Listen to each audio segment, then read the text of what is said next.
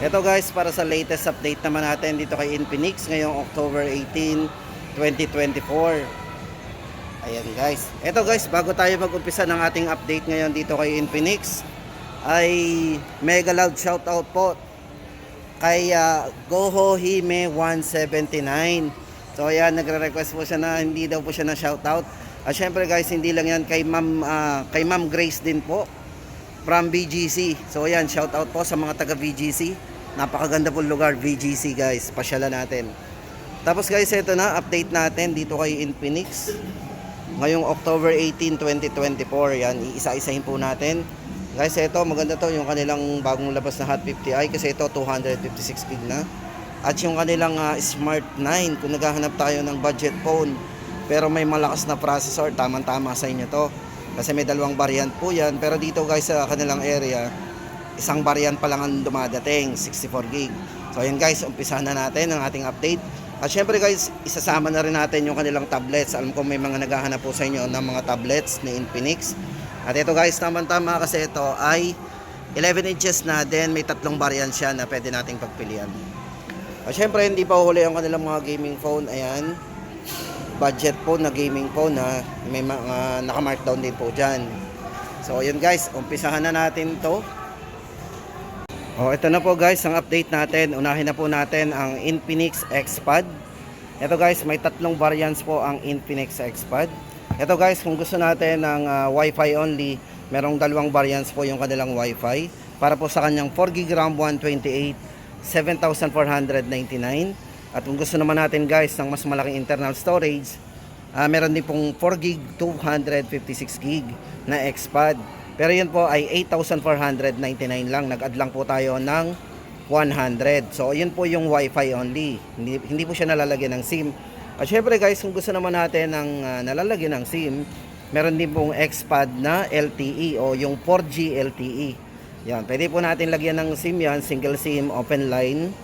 Tapos ang kanyang RAM and ROM, ito po ay naka 8GB RAM na. So mas mataas ang RAM nito. And 256 na rin ang internal storage. Yan po yung tatlong variants na pwede nating pagpilian guys dito. Ito guys, bigyan ko kayo ng idea para po sa kanyang specs and parameters, para may idea po tayo dito kay XPad. Ito po guys is naka 11 inches na yung size ng screen. Guys, pag magsusukat nga pala tayo ng tablet, ang size nga pala ng sukat niya, pagsukat ng ruler is pagayon. Pag sa loob ng screen, patagilid yan. Yan po yung pagsukat ng tamang size ng screen po ng mga laptop and tablets. Tapos ayan na guys, 11 inches, naka full high definition bright display. Gaming chipset na rin po yung tablet nila kasi ito po yung naka Helio G99 na. Ayan, 4G LTE connected at naka quad speakers po yan. So may stereo sound system, latest Android version. Ito yung kanyang Android 14. Syempre guys, ito maganda sa kanya, meron siyang personal voice assistant. Yung po yung Polax AI. Syempre meron na rin tayong multi-device collaboration, di ba? 90Hz po yung refresh rate ng screen. At yung battery po nito guys is 7,000 mAh battery. Ayan guys, sa mga naghahanap ng tablet ni Infinix XPad para po sa Wi-Fi, 7499, 4GB 128, 8,499, 4GB 256, at para po sa LTE 8GB 256 po ay 9,499. Tapos guys, bago tayo pumunta doon sa kanilang mga budget phone, punta muna tayo doon sa kanilang mga gaming phone, di ba? Yung mga ano natin, yung mga mid-range phone nila yan. Ito na guys, check naman natin ang kanilang Hot 40 Pro. Ito guys, napaka best seller po ng kanilang Hot 40 Pro. May kamukha po talaga siyang brand na cellphone yan, talaga napakaganda ng design. Guys, ito para sa dalawang variants po ng Hot 40 Pro. Yan, ito po ay 4G guys, parehas po silang 4G. Yan, para po sa unang variant po nito guys, good news kasi yung 7999 po nito na 21GB maximum RAM, ngayon po ay 7,499 na lang. Then yung isa naman pong merong maximum RAM na 16GB, 256 naman po, na dating 7,499 less 1,000, ngayon po ay 6,499 na lang. Guys, itong hawak natin is dami pong lang to Yan, pero ito yung kulay ng gold nila. Available colors po nito, gold, black, light blue, and light green. So may apat na colors po yan. Lahat po maganda yan guys, pagdating sa personal yan, pag nakita nyo ng personal, maganda yan. Inside the box may kasama ng black na silicone case. And guys, para po sa kanyang specs and parameters, ito po ay merong gaming chipset, naka Helio G99. High resolution audio pagdating sa sounds po nito. At ito po ay meron na ring NFC, near field communication. Para po pagta-transfer natin ng mga music and photos yan. Guys, ito meron tong 108 megapixel po para sa kanyang main camera. Ayan, meron siyang 108. At sa front camera po nito, ito ay may 32 MP. Then maganda dito guys, pagdating sa video nito, front at back camera nito, ito ay meron na ring stabilized video. Naka 1080p, 60 fps yan. Pwede po nating iset yan para smooth ang video natin. Ano? Tapos naka 120 Hz na rin po yung refresh rate nito, very smooth na rin. So once na inopen po natin ito guys, lagi po nating iseset po sa 120 para smooth po lahat yung galaw po. Ano? Although medyo kakain ng konting battery pero maganda yung smooth talaga, mas mabilis ang response. Ano? Ayan guys, para sa battery, meron siyang 5,000 mAh battery at naka 33 watts fast charge na din. O ayan guys, update natin sa presyo. Ulitin po natin, 16,256, 6,499 at 21 gig maximum RAM 256 po ay 7,499 na lang. Tapos guys, ito naman, dito naman tayo kay GT20 Pro, yung kanilang official gaming phone. Ito po yung official gaming phone ng MPL. Ito guys, abot na abot pa po kayo. So, sa mga makaka-avail po ng ating previous na gaming kit. Yan, para po sa mga colors nga pala guys nitong si GT20 Pro, ito po yung kulay blue. Blue po yung guhit pero gray po yung majority kulay. Then meron din po silang orange. Ayan. Ang orange naman po nila, black naman po ang kulay. At yung silver po. Yung isang kulay nila, silver. Ito yung hawak ni Kyrie. Ayan. Silver din ang kulay. O ito guys, para sa update naman ng kanilang GT20 Pro guys. Ito, pagdating sa chipset, ito, tama-tama sa mga gamer. Kung naghahanap kayo ng may malakas na processor, ayan, malakas na phone. Tapos, syempre, budget. Guys, presyo nito, 15,999. Pero ito yung kanyang mga specs and parameters. Ito yung naka-Dimensity A200 5G processor. Tapos ito guys is naka 4 nanometer na ultimate processor na rin. At yung isa po ditong chipset, ito ay merong dedicated chipset na gaming display chip para sa stable frame rate engine, o di ba? Then pagdating sa gaming guys, ito napakataas po ng kanyang refresh rate. Ito ay merong MLBB 120 FPS para po sa kanyang stable frame rate supported, o di ba? Yung iba kasi pagdating ng 60 okay na, 90 okay na rin. Pero dito naka 120. O, saan pa tayo? Ito guys, ang update natin. Ito po para sa isang variant nito. Ito ay may maximum RAM na 24 gig, 12 plus 12 ang RAM. Tapos 256 internal storage. So meron na rin po itong mga bypass charging. Pwede natin ito gamitin kahit nakasaksak. Safe po ang battery natin, hindi masisira. Basta naka-on po ang bypass charging. Yan guys, update natin dito kay GT20 Pro. Ito ay 15,999. Tapos ito naman ang update natin sa kanilang Note 40 series. Hello guys, Note 40 Pro. Hawak natin ang Note 40 Pro. Kulay gold. Ito po ay may tatlong colors. Ito po ay gold, black, and green. Para po sa green guys, yun ang leather. Ang green po, ito hawak ni Ibana.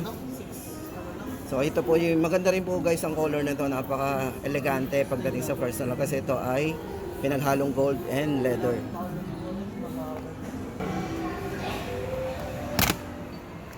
Meron din po itong mga color na like yung BMW edition guys na silver ang kulay. Yan. Tapos ito meron ding black. So yun po yung mga colors natin. Pwede nating pagpilian guys dito kaya Note 40 Pro. Guys, pag naka Note 40 Pro, ito po ay parehas na naka-edge. Yan.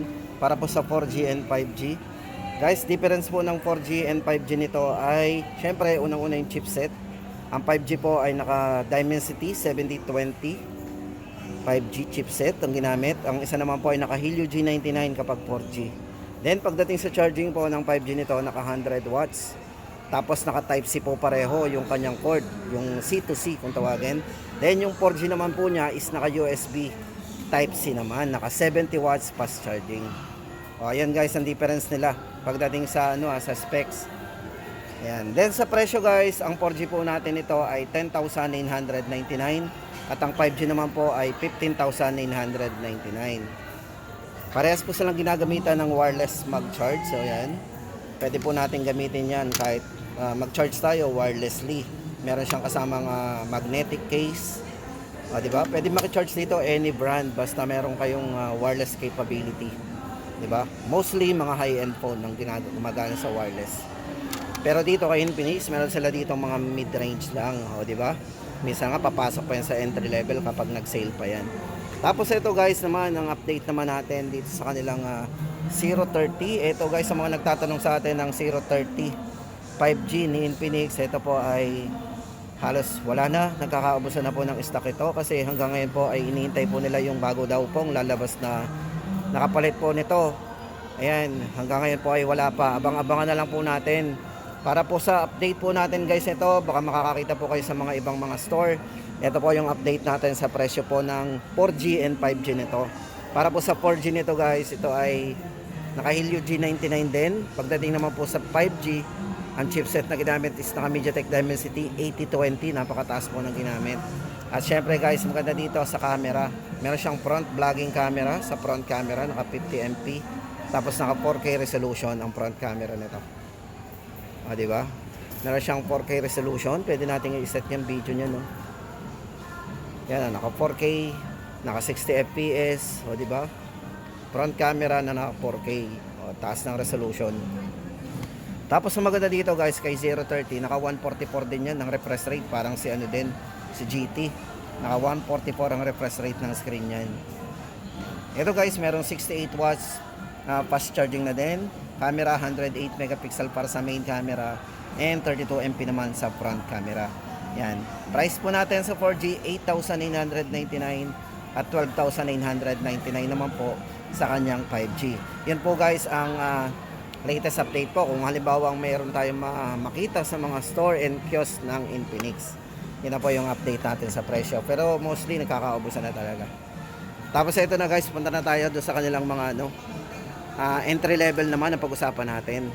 Let's go.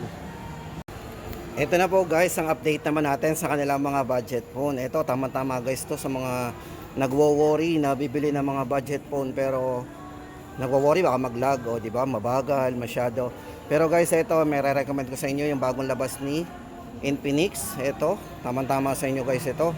Ito may dalawang variants guys itong kanilang Smart 9 pero ang lumalabas pa lang dito ay 64GB pero meron tong 128GB na variant. Para po sa dalawang variants, ito po yung variants nila. 6GB 64 3,499. 6GB RAM 128 ay 3,899. Guys, ito maganda dito sa kanyang highlights. Unang-una dito yung kanyang Helio G81 na processor. Yan, 48-month performance TUV fluency. Di ba? Ito, budget phone pero merong ganong mga specs. Ito guys, ang katunayan na malakas po yung kanyang processor na ginamit para po sa kanyang budget phone. Ito guys. Kasi ang kanyang Antutu bench score, ito po yung sukatan po ng bilis, ng speed po ng processor. Ano po? Ito guys, para doon sa kanyang, sa mga ibang brand, Helio G36, ito po yung 136-643, Helio G85 146-708. Ayan, tapos yung kanyang yung iba po, Tiger T612 na processor ay naka 246,000 ang taas na rin, no? Pero guys, ito Helio G81 262,145. Sipin nyo guys, nasa budget po niyan. Entry level, nandoon yung kanyang processor. Di ba? Ang taas. So, ibig sabihin nun, mas pinalakas mo yung processor. Tapos, ito yan, nung comparison natin, 2.0 GHz, ganun kataas yan. Tapos, kumpara sa iba na 1.8 GHz. So, ganun, kabilis ang speed niya. Ayan guys, ang update natin dito. At ang maganda pa dito guys, may 120 po ang refresh rate nito. Sa screen, 6.7 size ng screen, 120 Hz, naka dual speakers, 300%. Ang lakas ng volume nito, 300% volume. Di ba? Budget phone, pero ayan ang specs. At syempre guys, para naman doon sa mga naghahanap po ng Smart 8. Ito guys, nagkaubusan to ng Smart 8. Nauubos na po to. Ito naman maganda dito guys sa Smart 8. Is meron siyang mataas na RAM din. 8GB RAM 128. Ang laki na rin ng internal storage. Pero ang presyo guys ito, 3,999 lang. O, di ba? Naka 90 Hz na rin yung refresh rate nito. Smooth na rin po yan. O, di ba? Para po sa kanyang specs and parameters, ito, bigyan ko kayo ng idea guys ha. Battery, 5,000 mAh battery, naka Type C, pang all day battery natin. Camera, meron siyang 13 megapixel po para sa kanyang dual camera with ring flashlight. O, ito guys, naka 360 lab quality tested na po yan, top reliability, di ba? For security unlock, meron siyang side fingerprint, face pass unlock din. Sa volume po niya, 200% na rin, o di ba? Ito guys, sa mga nagtatanong nga pala ng ano nito, size nito, ito yung naka 6.6 inches. Ayan.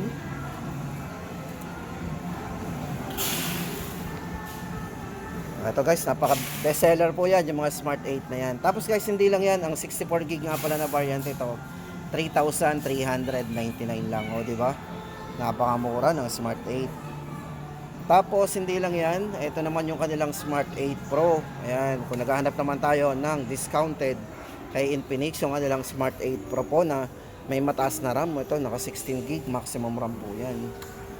16 gig maximum RAM, 128 internal storage.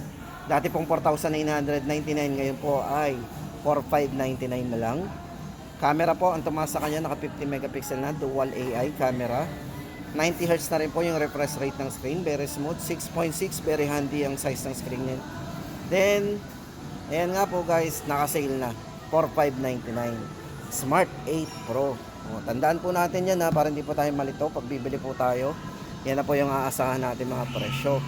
Tapos guys, sa mga naghahanap naman ng latest model, eto na. O, di ba? Latest model ni Infinix, pero budget phone lang. O, kitang-kita nyo naman po ang presyo guys, 4,999 lang. Ito yung may mataas na rin chipset, naka G81 processor na rin. 48 months fluency protection din, meron din. O, 8GB RAM. Guys, ito nga pala, once na binuksan po natin, para mas maano po natin yung kanyang 120 refresh rate. Ayan guys, napakataas ng refresh rate nito. Pero once na binuksan po natin ito, is naka-automatic pa po yan. Guys, ano ko lang sa inyo, tip ko lang po sa mga bibili po ng Hot 50i, ilagay po natin sa setting po niya na 120 yung refresh rate po niya para mas makita nyo po kung gaano siya ka-smooth. Kasi wag binuksan po natin yan, naka-automatic pa po yan. So iba yung performance po kapag naka 120. Type nyo lang po sa setting ang refresh rate po niya, then isagad nyo po yung 120. So yun, makikita nyo po yung refresh rate niya pagdating sa mga camera, kung paano siya mag-ano. Diba? So, basta iba yung galaw niya kapag naka 120 na. Yan. Tapos guys, ito naka 300% volume na rin. So napakalakas ng sounds din yan. Yan. Hot 50i. Tandaan po natin, napakalaki ng internal nito, 256 gig. Guys, yung tip ko dito kay Hot 50i, ilagay nyo sa 120 para mas makita nyo po yung smoothness niyan kapag binuksan na natin o inopen na natin.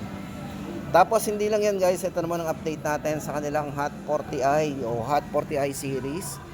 Dito ang available po natin ay yung kanilang 16GB RAM to 128 po, 5,299. At yung kanilang 16GB RAM to 56 po ay 5,999. Guys, ano bang meron dito kay Hot 40i? Ito po naka-fast charge na rin to, 18 watts fast charging. 90 Hz refresh rate, 6.56 po ang size ng screen, naka magic ring na rin. At syempre guys, naka 50 megapixel para sa kanyang ultra clear main camera. At sa mga mahilig mag-selfie, 32 MP na po yan. O, di ba? Ito guys, maganda to. Medyo hawig po yan sa mga Hot 40 Pro natin. Ito, dikit na dikit po yung design nitong si Hot 40i. Presyohan, napakamura. Tapos guys, ito may nag-iisa pa sila ditong model ng Hot 20 Play. Baka gusto po natin ng Hot 20 Play. Ito, hindi pa rin po pauhuli guys to. Ito ay dating bestseller din. Pero guys, ano bang maganda dito kay Hot 20 Play? Bakit bibili natin yung halagang 4,999? Guys, ito po kasi merong mataas na battery yan, no? 6,000 mAh battery. Ayan, 18 watts, naka Type C na rin, fast charging po yan. Tapos ito, pagdating naman sa kanyang specs and parameters, hindi na rin pa uli. Guys, ito medyo malaki na rin ang screen kung naghahanap tayo ng malaking screen. Naka 90 Hz po yan, 6.82 punch hole fluid gaming display. At ito, mabilis na rin ang processor nito. Yan, naka 2.3 GHz CPU powerful gaming processor. Cinematic audio processing, ganda ng volume niya, yung sounds niyan. Para po sa kanyang rear camera, 13 megapixel po with yan, portrait AI dual camera. Pagdating po sa chipset, ito yung naka Helio G37 na. O, di ba? So ayan, mga gamer, meron siyang iron triangle cooling and gaming and network performance. O Hot 20 Play 4,999. Tapos ito nga pala kay Ma'am Grace from BGC, bumili po siya sa atin. Nag-visit po siya dito sa kay Infinix para lang po bumili ng Hot 40 Pro. So na-avail po niya yan. Dati po guys talagang original price nito 8,499. Dalawang beses lang po siya nag-markdown.